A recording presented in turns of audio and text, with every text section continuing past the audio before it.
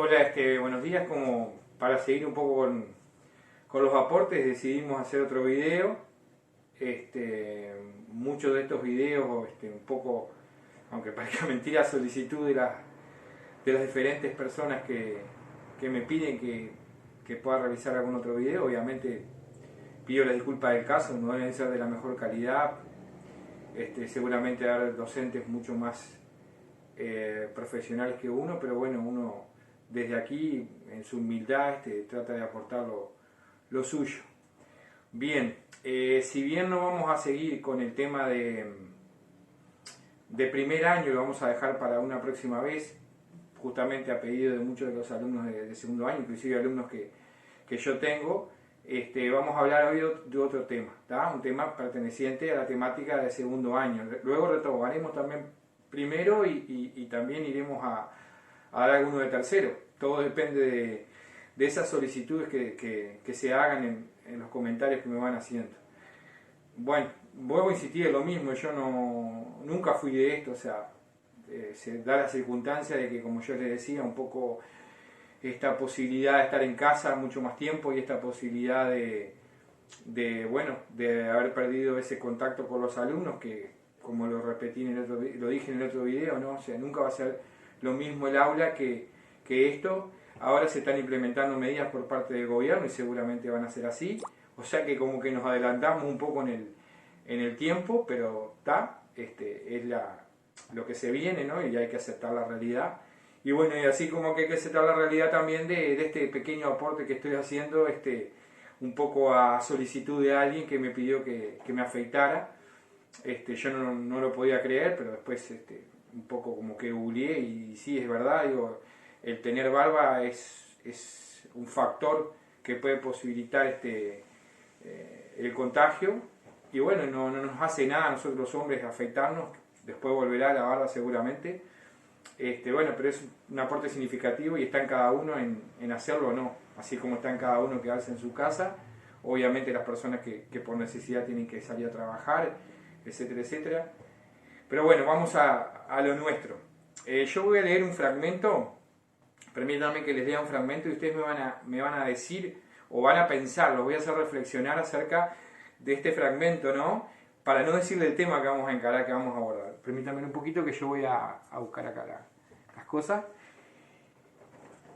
Voy a obviar ciertas cosas, ¿no? Porque para que no se den cuenta y justamente para que reflexionen.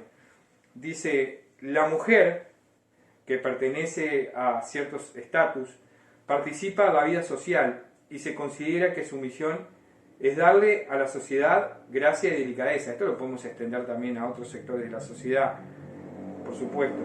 Humanizar la cultura y no solo procrear hijos.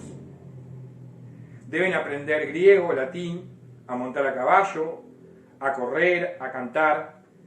Se siente admirada, hermosa, segura de sí misma y con personalidad propia. Se inventaron para ellas aceites, polvos, cremas perfumadas. Se elaboraron sedas, satenes, terciopelos, bordados de oro, plata, etc. La mujer no se ruboriza por su cuerpo, rostro o cabello, sino que lo exhibe y lo ostenta, siendo motivo de inspiración de poetas y pintores. Un poco este juego para que ustedes reflexionen acerca en qué momento estamos cuando nosotros tratamos de fundamentar y de analizar este pequeño fragmento que les acabo de leer. No estamos en la época actual, estamos en una época diferente, estamos en aquel siglo que comenzó con un movimiento cultural, un movimiento artístico, un movimiento de las ideas, un movimiento científico llamado Renacimiento, que como la misma palabra lo dice, es el volver a nacer, es el renacer. Giorgio Vasari adjudica supuestamente ese término allá por el 1550 y algo, que quiere decir volver a nacer. ¿Y volver a nacer qué? El Renacimiento es un movimiento cultural, artístico, hasta social, podríamos decir, obviamente, que reivindica, que quiere traer nuevamente, que quiere hacer florecer nuevamente lo que fue la cultura clásica. Y cuando nos referimos a la cultura clásica, nos referimos a la cultura greco-latina, o griega y romana, es decir, volver a traer todos aquellos aspectos que caracterizaron a esa época.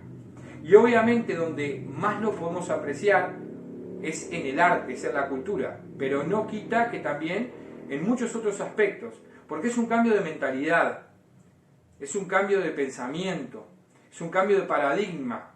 Siempre en las épocas se dan en determinados momentos cíclicos cambios de paradigmas, cambios de pensamiento en la humanidad. Seguramente con esto que estamos pasando hoy haya un cambio de mentalidad. Ya está operando un cambio de mentalidad, para bien o para mal. Eso obviamente yo no se los puedo definir aún, pero sí le puedo definir ese cambio de mentalidad que abrió un nuevo hombre al mundo, que fue el hombre del Renacimiento. ¿Dónde surge el Renacimiento como ese movimiento? Surge en uno de los países justamente que más se ha hablado en los últimos tiempos, que es Italia. Italia es considerada la cuna del Renacimiento. ¿Y por qué Italia? Y bueno, si recién decíamos que es el florecimiento, el volver a nacer de la cultura greco-latina, todos sabemos que en Italia se inició una civilización, una cultura muy importante, muy rica, de la que nosotros somos obviamente parte de ella, somos herederos, que fue la cultura romana.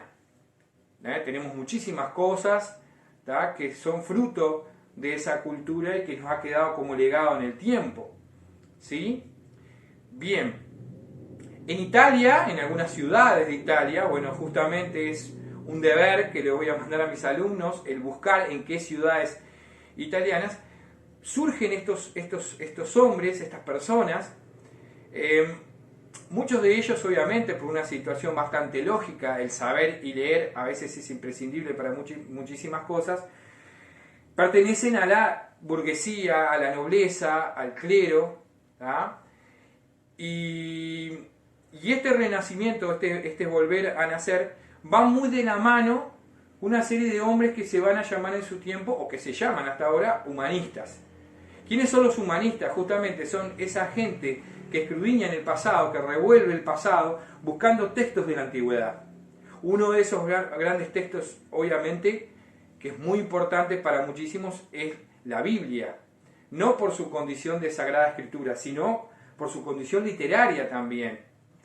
Y justamente estos humanistas, que muchos, como yo les decía, pertenecen o a la burguesía, o a la nobleza, o al clero, lo que intentan es reivindicar, por ejemplo, el idioma, el latín, el griego. Le interesa a todo el mundo filosófico de esa época clásica, es decir, volver a las raíces de Aristóteles, Platón, Sócrates.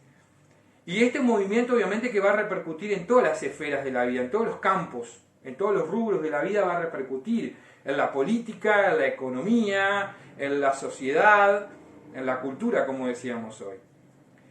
Bien, este movimiento renacentista no va a ser patrimonio solo de Italia, luego el Renacimiento se va a extender como movimiento, obviamente, a países primero cercanos a Italia, es decir, estamos hablando de Francia, estamos hablando de España.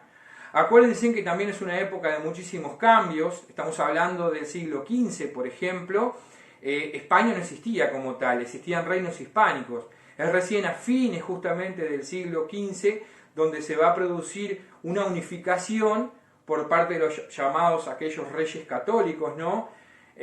Estamos hablando contemporáneamente de la época de los primeros viajes, de los descubrimientos geográficos, estamos hablando de esos movimientos científicos que llevaron a determinar cambios, como yo les decía.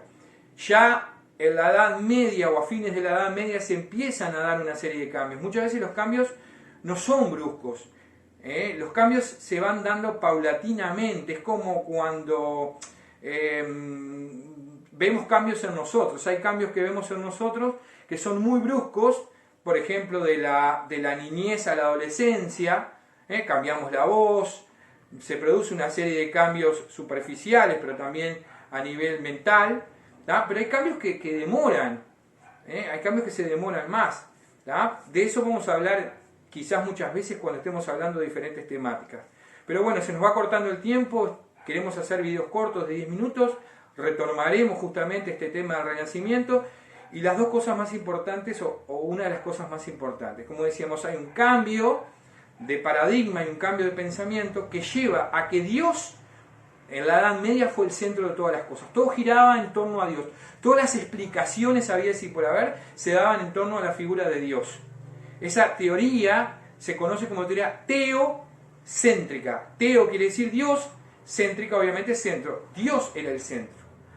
En el renacimiento de esa teoría cambia por la teoría antropocéntrica. El hombre se siente el centro de todas las cosas. Lo único que no puede vencer el hombre es la muerte.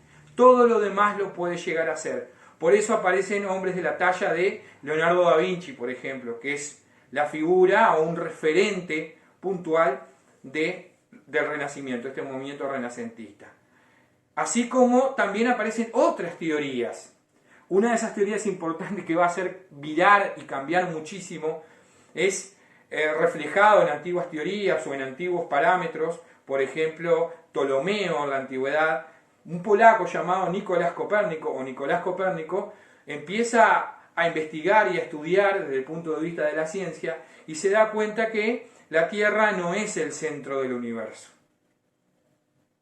Lamentablemente, para muchos de los intereses de la época, la teoría geocéntrica, que se plasmó durante toda la antigüedad y durante la Edad Media, ¿sí?, se ve desplazada por una nueva teoría, donde el Sol es el centro de todas las cosas. Esta teoría se llama heliocéntrica. La teoría que se venía dando era la teoría mundo, planeta, geocéntrica. El mundo era el centro de todo el universo. Y ahora pasamos a esta teoría llamada heliocéntrica. El Sol y el planeta Tierra, como los demás planetas, y en próximos descubrimientos, porque vamos a hablar más adelante de hombres de la talla, por ejemplo, de Galileo Galilei, más adelante de Isaac Newton, etc., van descubriendo nuevas facetas del conocimiento humano. Pero eso lo vamos a dejar para la próxima. Gracias por la atención que me dispensan. Y bueno, nuevamente reitero la propaganda, ahí un poquito más acercándome a la cámara. Afeitarnos, no nos cuesta nada a los hombres. No sé si quedaremos bien o quedaremos mal, pero bueno, es un aporte más y es un pedido que tenía y que lo cumplí. Así que nos vemos la próxima. Bueno, se nos fue un poquito más largo el video y cualquier cosa, los comentarios como siempre, nos mantenemos en contacto. Así que dale, nos vemos. Gracias.